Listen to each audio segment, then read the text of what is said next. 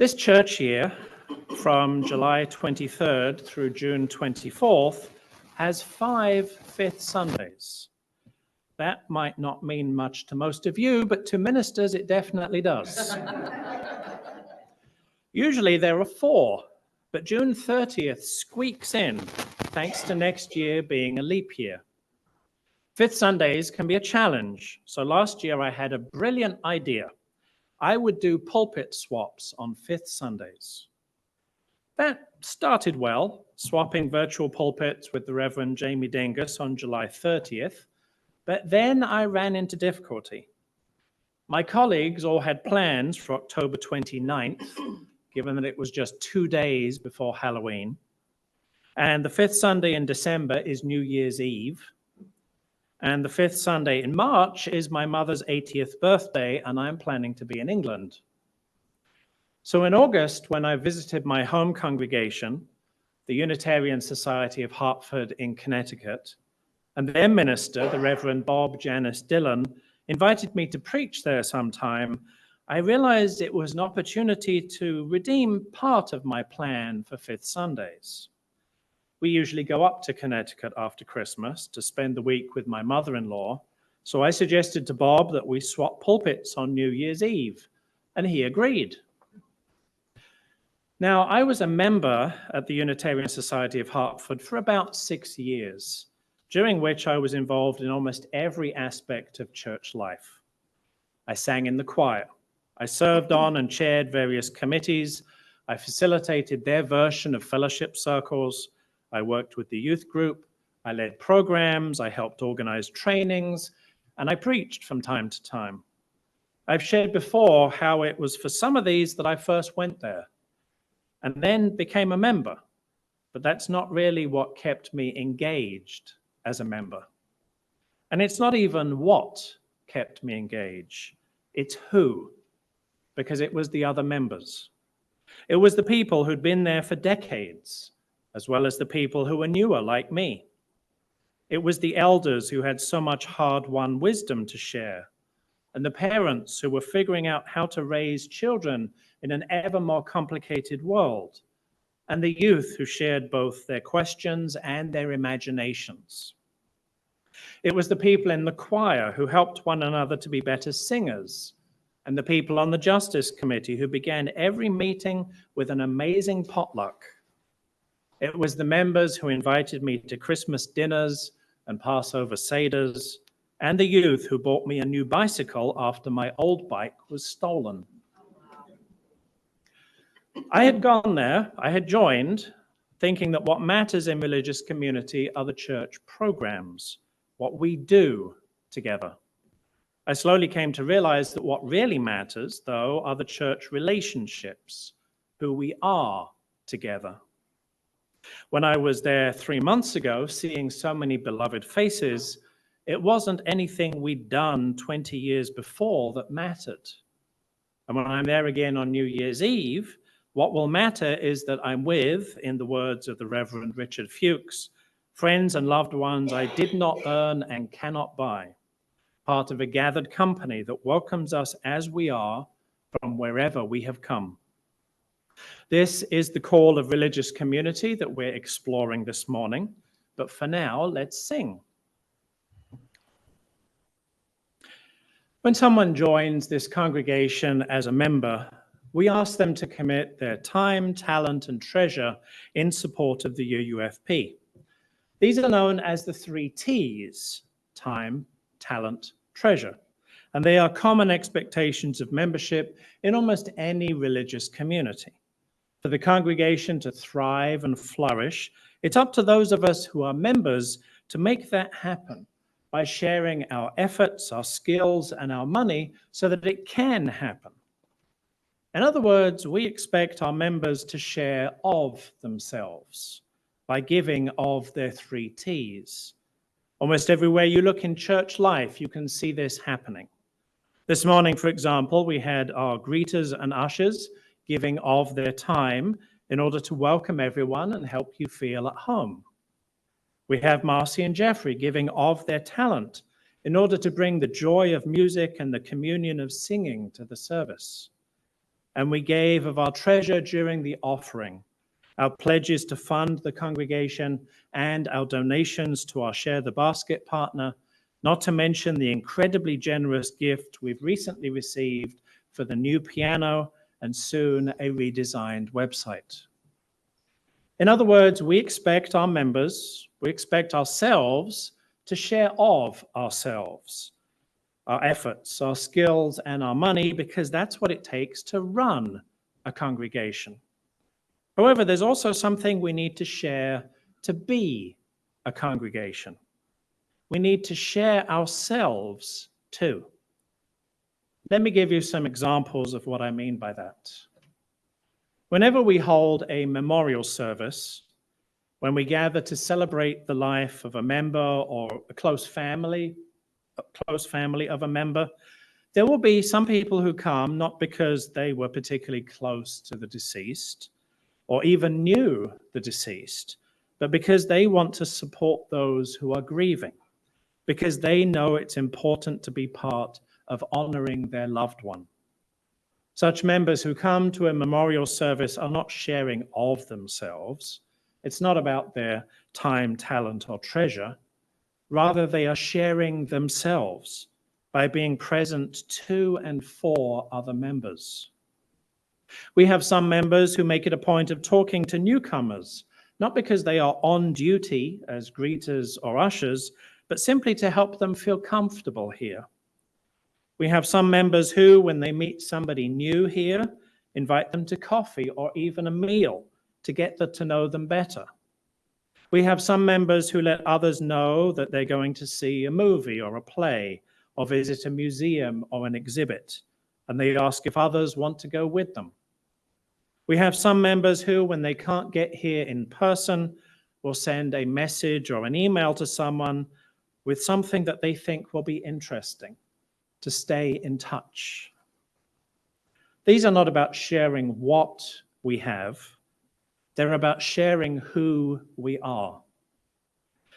They're about being present to and for and with one another, developing our understandings, friendships, and confidences that are the real foundation of religious community. Of course, not everyone is going to do this in the same way. Extroverts and introverts are going to share themselves in different ways. It's all good. For the most part, though, this sort of sharing happens naturally, spontaneously, and without conscious intention. And on the whole, it's worked out for us. But we're going to have to start doing it much more intentionally soon, and here's why. For 40 years, this congregation has not had enough room, particularly for our children and youth. We expanded this sanctuary not long after it was first built, and the rest of the building.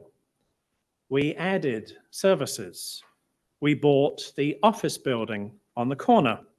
We changed the Sunday schedule and changed it back again. We even removed an inner set of doors out there so that people could get into the building more easily. And we were forced to do it by the pandemic, but really should have been doing it anyway. Now our services are live on Zoom so that people from other towns, even other countries, can attend. However, there has been an upside to our lack of room. The people who are here really wanted to be here. Not even crowding in the social area or having difficulty finding a seat in the sanctuary could keep them away. In other words, our lack of room has selected for extroverts. I know for a fact that there are introverts, many of them spouses of members, who have had a hard time being here due to our lack of space. It's just not comfortable when it's crowded. And because we have selected for extroverts, we have more people here than in most UU congregations who are willing to go up to newcomers and other people they don't know and start talking to them. This is why we have a reputation as a warm and welcoming congregation. Our lack of room has practically forced us to be warm and welcoming. Now, this morning, you heard the wonderful news from Solstice that more than 3.5 years after we voted to relocate, we are one big step closer to moving to a bigger property. Assuming that the inspections go well and the contractors can make repairs and renovations, and all of you vote to approve it, sometime next year, we'll be moving to 326 Tabbs Lane, a mere 1.5 miles up Warwick Boulevard from here. Amidst 6 acres of grassy woodland, the church building itself has a larger sanctuary, an even larger social hall with an industrial kitchen, and more classroom and office space than we have at present. All told, it's more than 2.5 times bigger than our current 2 buildings combined. Obviously, this is what we've wanted for a long time. Enough room for services and community meals. Enough room for RE classes and youth group. Enough room to host port ourselves.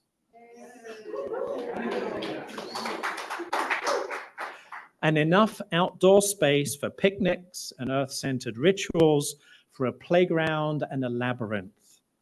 The new chapter of UUFP history that we began when we held our capital campaign 2 years ago in a service outside because it was in the middle of the pandemic. That new chapter is getting really exciting. It's the fact that we'll have more room, though, that makes it essential that we become very intentional about sharing ourselves with one another. It can no longer be left to happen spontaneously because we'll have more newcomers. And since we'll no longer be selecting for extroverts, we'll have fewer people proportionally who are willing to go up to others that they don't know and start talking to them. For the UUFP to thrive and flourish in our new, bigger space, we'll need to keep sharing of ourselves, our efforts, our skills, and our money, because that's what it takes to run a congregation. But to be a congregation in a bigger space, we need to intentionally share ourselves too. To thrive and flourish in this chapter of UUFP history, it's not just about sharing what we have, it's about sharing who we are. I'm going to ask you some wondering questions now, and I'll give you a little time after each to reflect. Lynn will put each question on the screen as I ask it.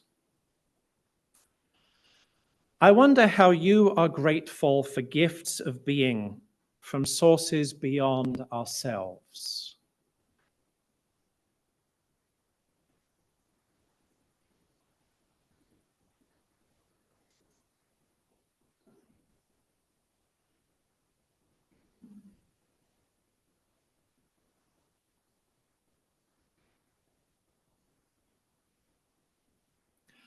I wonder what keeps you engaged in community.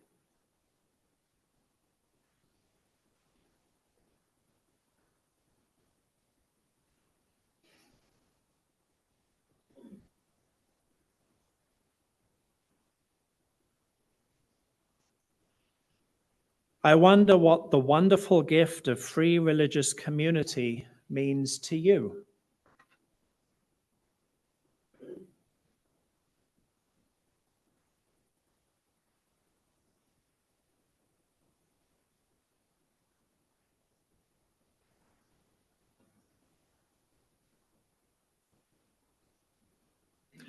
I wonder how you have shared yourself with other people here.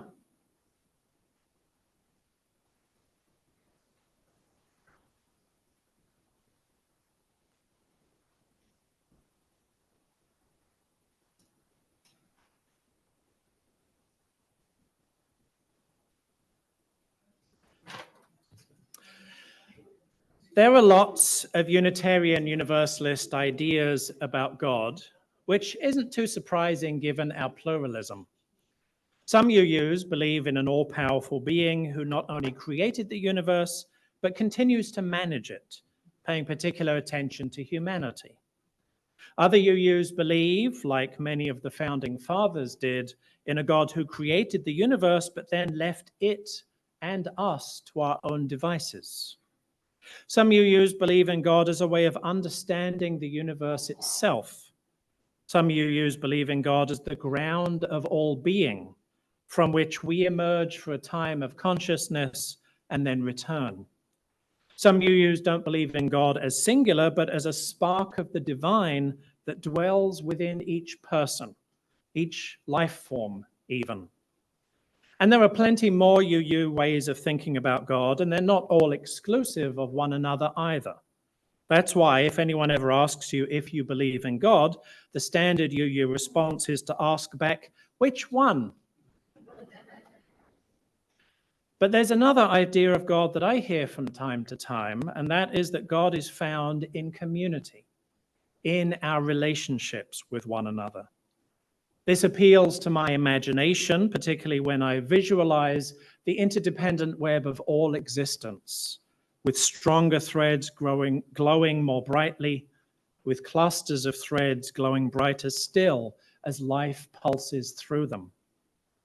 And I think this is the God in Becky Brooks' story, not present at the party as a person, but they're just the same in the discussions and games and storytelling and cooking and music making between Sophia and the mayor and her students and her fellowship circle and all the other townspeople. Frankly, it's what I want for this congregation. I want this to be a religious community where everyone is connected to other people by glowing threads of understanding, friendship, and confidence. I want this to be a gathered community that welcomes us as we are from wherever we have come, and then helps us connect in love to one another. I want this to be a welcome beacon that sets people free from the grasping epidemic of loneliness. I want this to be a congregation where we know that what really matters is not what we do together, but who we are together. I think that's what many, if not most of you, want too. The good news is that we can make it happen, and we don't need to wait until we've moved into 326 Tabbs Lane. Those of you who took a heart with someone's name on it are now their not secret, not Santa. And you can start creating that glowing thread or making brighter a thread that already exists. Or you can keep an eye open for someone you don't yet know, because if you don't yet know them, whether they're actually new or not is irrelevant, and start a conversation with them. There's a soup social today, which is a great opportunity to sit next to somebody different, or find ways to connect with people outside of Sunday morning, because real religious community lasts all week long. This is why we're here, to bring the wholeness of our being, to share the gifts of life and love and friendship, to know one another and to be known, to lift up songs and dreams and struggles and beauty, and to share ourselves so that we may truly connect in love. May it be so.